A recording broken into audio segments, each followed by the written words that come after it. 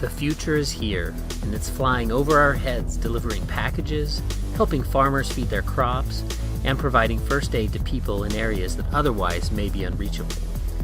The potential for drone career opportunities is growing faster than we can imagine. Unmanned aircraft systems and vehicles need technicians, programmers, network administrators, and software engineers, and of course, operators and pilots. In this course, we'll explore basics in the world of drones. What types of drones exist? What regulations and requirements must pilots follow? How can weather affect a drone's operations?